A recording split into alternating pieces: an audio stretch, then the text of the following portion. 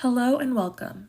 My name is Reijiani Relova and I am a post-baccalaureate student at Charles R. Drew University of Medicine and Science in Los Angeles, California. I am here today to present on a study conducted by our research team titled Knowledge of COVID-19 and the Perceived Threat of Infection. Let's begin by talking about the background of our research.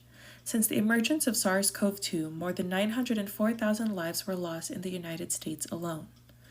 The relationship between the knowledge of COVID-19 and the perceived threat of infection has been a study of interest in medical society in order to better understand the importance of disseminating accurate knowledge to lead to prevention of future infection. COVID-19 has disproportionately impacted the African American community, but most studies that have been completed thus far has been limited to foreign countries and the study on U.S. non-minorities. The goal of this research is to understand the association between the knowledge about COVID-19 and the perceived threat of infection within the under-resourced communities, and more specifically, of older African American adults living in South LA. The significance of the study for the themes and correlations between the knowledge of COVID-19 and the perceived risk of infection is to create preventative measures and the interventions that can be set in place in order to provide better care for this high-risk population. Our methods for the study utilize survey instruments from the National Institute of Health, NIH FANEX Toolkit. Participants via self-administration of our survey provided information on their knowledge of COVID-19 as well as their perception of the threat of infection. Our participant pool comprised of African American adults aged 65 years and older or 55 years and older with a chronic medical condition attending one of 10 of our partnering churches in South Los Angeles. Based on the main domains of interest, as in knowledge and perceived threat of infection, descriptive and bivariate analysis of the obtained data will be presented. From these methods, we gathered the following data. Let's look at the pie charts above. We categorized information provided from our participants to show their backgrounds based on gender, annual household income, and level of education. From our charts, we found that about 64% of our participant pool were female, 74% lived with an annual income of less than $50,000, and about 90% had education at a high school level or higher. If we look at the histogram below, we can see the questions that we asked participants in order to measure their knowledge of COVID-19 by categorizing whether a participant got the answer correct or incorrect.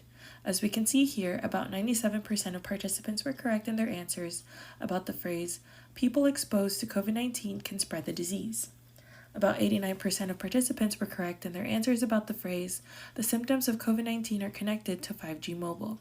And about 94% of participants were correct in their answers about the phrase, regularly washing your hands for 20 seconds can help protect you. With that, we can look at the bivariate analysis in which perceived scores were found and categorized between low and high scores with a median perceived score of 18. Score GP1 is less than 18 and score GP2 is greater than 18. Of those who answered the question, people exposed to COVID-19 can spread the disease correctly, about 51% had a perceived score level of 18 or higher. Of those who answered the question, the symptoms of COVID-19 are connected to 5G mobile correctly, about 42% had a perceived score level of 18 or higher. Of those who answered the question, regularly washing your hands for 20 seconds can help protect you correctly, about 50% had a perceived score level of 18 or higher.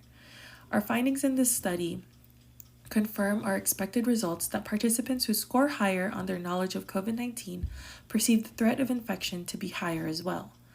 These findings are similar to the results in other studies conducted within and beyond the U.S. In the future, we can run more analysis in which we look at the health status of the participants to see the impact it would have on our results. Although more observations are necessary, seeing the correlation within the population of older African American adults living in the South Los Angeles area will further our understanding of how we can utilize pre-formed bonds within African American communities and other minority groups in order to best mitigate the disproportionate impacts of disease in future epidemics. Thank you for your time and attention. That concludes my presentation. If you have any questions, please contact my email right above.